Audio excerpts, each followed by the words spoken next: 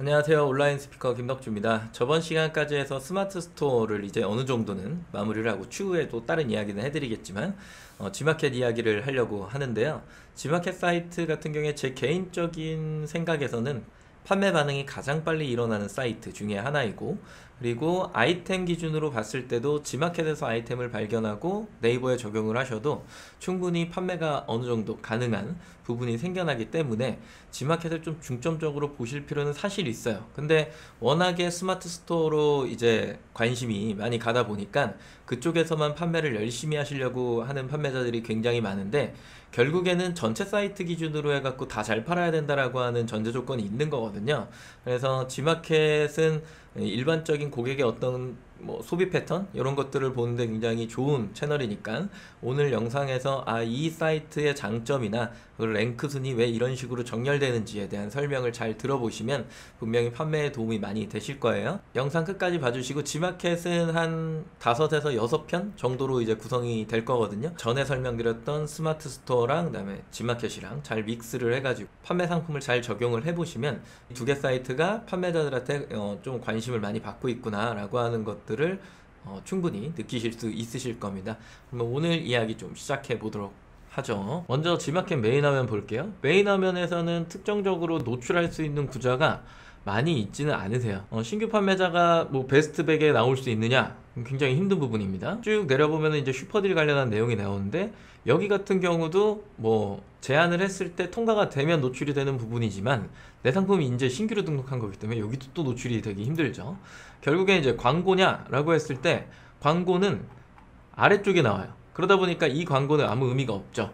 그래서 거의 대부분의 이제 판매자들이 키워드 광고 위주로 노출을 시도하는데, 근데 검색 결과 화면에 광고랑 일반 리스팅이 너무 많이 섞여 있기 때문에 이게 어떻게 생겨먹었는지는 아셔야 돼요. 노트북을 이렇게 검색을 해보시면 상단에 나오는 광고에, 여기에서 이제 설명드리는 걸 되게 깊게 설명드리진 않고 그냥 빨리빨리 넘어갈게요.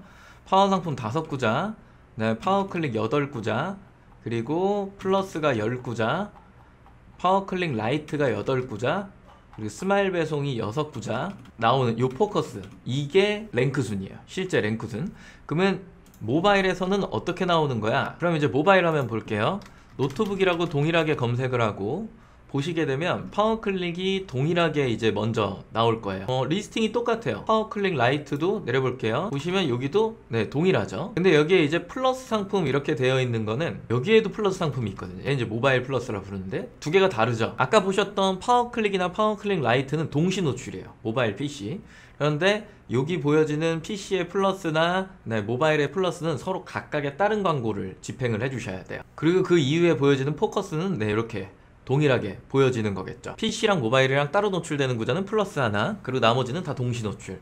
PC의 파워 상품 같은 경우에는 모바일에는 없어요. 그래서 PC는 그냥 파워 상품 하나만 이렇게 존재하는 거겠죠. 그러면 이 랭크수는 어떻게 된 거야? 여기 있는 이 느낌표, 얘를 이렇게 클릭을 해보시면 이 화면이 나오는데, 읽어드릴게요. G마켓 랭크수는 광고 구매 여부, 판매 실적, 검색 정확도, 고객 이용 형태, 서비스 품질 등을 기준으로 정렬된다.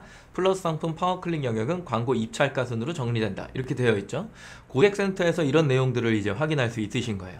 G마켓 상품 노출 지수란 무엇인가요? 이렇게 되어 있고, G마켓 상품 노출 지수는 광고 구매 여부, 판매 실적, 검색 정확도, 고객 이용 형태, 서비스 품질 등을 기준으로 산정한 점수입니다. 결국에 이 얘기는 아까 보셨던 그 랭크순의 마우스 오버, 느낌표를 이렇게 클릭을 했을 때 나오는 이야기인 거거든요. 노출 지수 항목을 보시면 첫 번째 판매 실적, 최근 판매 건수와 판매 금액, 주문 건수와 그 다음에 매출액을 보겠다 이렇게 되어 있는데, 원래는 저기에 뭐라고 적혀 있었냐면 3일간의 입금자 수 및 금액이라고 적혀 있었어요. 전체 사이트 기준으로 보면은 보통은 3일, 그 다음에 일주일의 판매 건수와 판매 금액이라고 표현을 하거든요. 전체 사이트의 어떤 평균적인 가이드는. 근데 G마켓이랑 옥션 같은 경우는 예전부터 저 부분을 3일간의 판매 건수와 판매 금액이라고 이렇게 이야기를 했어요. 그렇기 때문에 3일 평균적으로 계속해서 주문 건수도 일어나야 되겠지만 매출액도 꽤 높게 형성이 되어 있어야 된다라고 하는 거죠. 그럼 판매 건수랑 판매 금액 둘 중에 어느 게 가중치가 더 높아라고 하면 역시나 판매 금액입니다. 그래서 매출액이 높은 판매자가 위로 올라가요. 그리고 서비스 점수, 배송 점수 더하기 CS 응대 점수 더하기 후기 점수 등의 서비스 점수다 이렇게 되어 있는데, 이거는 조금 있다가 그 고객 만족우수 설명을 드리면서 좀 더 상세하게 설명을 드릴 거고요. 네, 프로모션 활동 점수에 보니까 고객 혜택 제공 여부 및 광고 구매 점수 이렇게 되어 있는데, 광고 구매 점수가 굉장히 특이한 거죠. 광고를 구매하면 위로 올라가? 이렇게 생각할 수 있는데, 그럼 돈 쓰는 사람이 위로 올라가는 거잖아요. G마켓은 특이하게 상품에다가, 일반 상품에다가 포커스라고 하는 것들을 이렇게 달아줘 갖고 이게 위로 이렇게 영역이 올라가는 형태를 가지고 있어요. 이게 G마켓만 그러냐? 아니요. 옥션이랑 11번가랑 인터파크도 동일한 로직을 가지고 있어요. 그러다 보니까 리스팅 광고라고 통일을 하거든요. 그 광고를 적용을 해줘야 이제 위로 좀 올라간다 라는 이야기를 하고 있는 거고, 고객 혜택 같은 경우에는 이제 판매자 할인, 뭐 쿠폰 이런 것들인 건데, 그걸 제공하면 수수료가 너무 많이 제외가 되기 때문에 적용을 거의 다 판매자들이 안 한다라고 생각을 하시면 돼요. 결국에는 광고 구매 점수인데 포커스를 달았냐 달지 않았냐, 요 이야기를 하는 거겠죠. 다음 마지막에 보니까 카테고리 키워드의 특성 및 운영 방침에 따라 달라질 수 있으며 각 조건마다 일정 점수가 부여됩니다. 이 얘기는 아까 보셨던 이 느낌표를 클릭했을 때 나오는 검색 정확도, 요거를 이야기하는 거예요. 그럼 이제 추가적으로 고객 만족 우수에 대한 설명을 드리면, 네이버에서 설명드렸던 뭐 빅파워, 프리미엄 뭐 이런 것들 있잖아요. 매출액 기준으로 해서 판매자의 등급이 막 올라가는, 배송을 어느 정도 잘 처리하고 응대도 잘하고 이런 것들, 이제 CS를 잘하는 판매자, 이런 것들을 네이버에서 뭐라고 불렀냐면은 굿 서비스 이렇게 불렀었죠. 근데 G마켓 쪽에 넘어오면 고객 만족 우수라고 이렇게 불러요. 내용 좀 보시면 좀 화면이 원래 화질이 안 좋은 거예요. 얘는 제 화질이 안 좋은 게 아니라 G마켓 판매 금액 1000만원 이상 엔드, 그리고 판매 건수가 300건 이상이어야 돼요. 3일 이내 배송 처리율이 90% 이상, 1일 이내 게시판 응답률이 90% 이상, 1일 이내 긴급 메시지 응답률이 90% 이상, 이 모든 조건을 만족을 했을 때 우리는 고객 만족 우수 판매자야 라고 하고, 제일 중요한 건 밑이죠. 전시점수 부여라고 해서 선정된 기간 동안 해당 판매자의 모든 상품 전시점수 플러스 3의 혜택이 부여되어 노출 효과가 상승됩니다. 뭐 이런 내용들이 좀 적혀 있어요.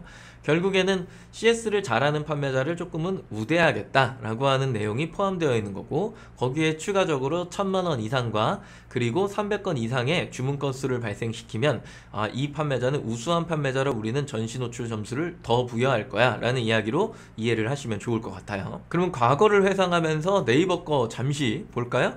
네이버 보니까 여기에 정보 연관성, 뭐 카테고리 선호도, 최근에 바뀐 건 정보 연관도, 그 다음에 카테고리 선호도, 클릭가, 실적, 평수찜, 수채신성, 페널티와 상품명 SEO 스코어 이렇게 되어 있죠. 그리고 여기에 플러스로 굿 서비스라고 하는 게 포함되는 거예요. 결국엔 이 로직이 굉장히 비슷하지만 이렇게 정리해 놓은 표를 보면 서로가 너무 다른 모습을 띠고 있다라고 하는 거죠. G마켓 옵션은 25자 뭐 띄어쓰기 포함해서 상품명을 조합형으로 한다라고 하는 거고, 스마트 스토어는 SEO 기준 아까 보셨죠.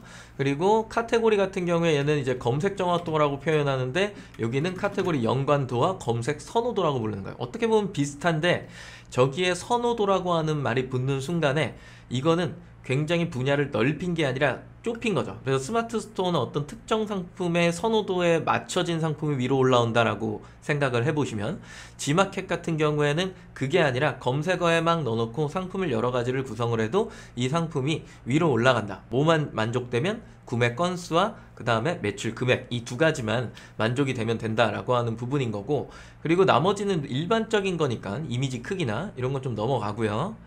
그래서 이쪽으로 또 넘어오니까 특이한 점 중에 하나는 요 제조사 브랜드죠. G마켓 옥션은 아직까지 브랜드 기준이에요. 브랜드 기준. 근데 스마트 스토어 같은 경우에는 상품의 최소 분류를 나눠줘야 된다라고 하는 게 있어서 제조사, 브랜드, 모델명, 거기에 쇼핑 파트너존의 브랜드 패키지까지 포함돼 갖고 가격 비교를 형성시키거나, 아니면은 제조사 시장은 제조사를 넣은 사람이 위로 올라간다거나, 뭐 이런 이제 것들이 이제 막 섞여 있는 거죠. 뭐 지난 영상을 좀 참고하시길 바래요.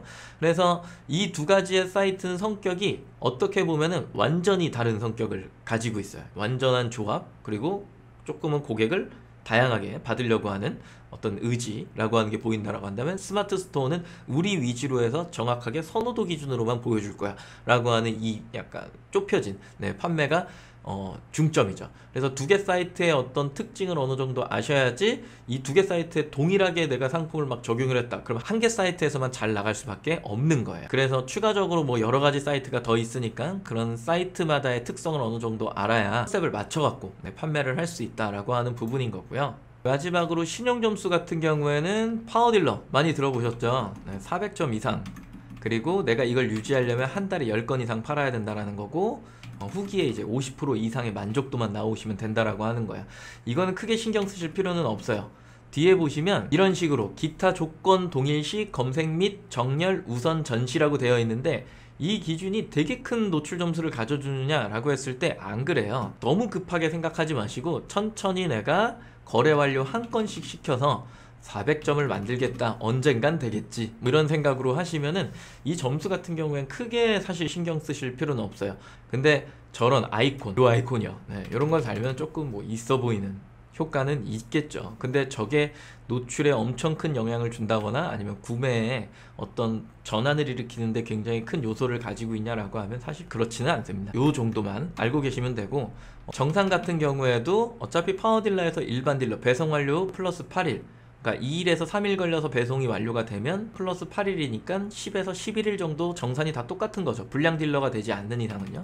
그렇기 때문에 파워 딜러에 막 집착하실 필요는 사실상은 없으세요. 그리고 저 점수는 아까 말씀드렸던 것처럼 거래 완료 한 건에 1점이 생기는데, 만약에 판매자로 전환하시기 이전에 구매자였을 때 내가 그 구매 이력이 굉장히 많다라고 하면 그것도 다 점수화 돼갖고 반영이 돼 있을 거거든요. 그래서 그거 플러스로 이제 판매 점수 붙어서 400점을 만드시면 된다, 이렇게 생각하시면 됩니다. 그래서 오늘은 이제 지마켓 판매를 위해서 어떤 점들을 기본적으로 이제 갖춰야 되느냐, 그리고 뭐 보여지는 형태는 어떠냐, 이런 얘기들을 좀 나눴던 거고, 다음 시간에는 이제 ESN 플러스 활용해갖고 상품 등록을 할 텐데, 최근에 나온 정책 중에 하나가 1.0, 뭐 2.0 이런 게 있어요. 1.0은 옵션을 많이 넣어놓고 막 추가 금액도 많이 발생시키는 이런 판매를 이야기를 했던 거고, 2.0 같은 경우에는 이런 게 전자가 아무것도 없이 그냥 정해진 옵션만 사용하고 그다음 추가 금액도 못 붙고 이런 것들을 좀 이야기하는 거예요. 최근 정책의 1.0 상품도 2.0 상품처럼 이제 추가 금액이 반영이 안 되고 옵션 같은 경우에도 자유롭게 이제 형성을 못 할 거다라고 하는 정책이 나왔기 때문에, 다음 시간에 그 정책에 대해서 설명을 조금 드리고, 그 다음에 등록하려면 주의해야 되는 점들을 좀 설명드린 다음, 그 다음번 영상이 아마 상품 등록이 되겠네요. 네, 그래서 오늘 배우신 내용들이 어느 정도 기초단으로 정리가 돼 있으셔야 이제 여러 가지 상품 등록을 하면서도 도움이 되실 거니까, 조금은 이해 안 되셨으면 댓글로 문의 주시고요. 그 다음에 찾아보는 공간 같은 경우에는 뭐 고객센터나 그 다음에 검색 결과 그 랭크 순에서 마우스 오버해서 뭐 느낌표 클릭한 거, 요 정도 수준인 거예요. 오늘 영상 괜찮았으면 좋아요, 구독 부탁드리고, 다음 영상에서 뵙도록 하겠습니다. 감사합니다.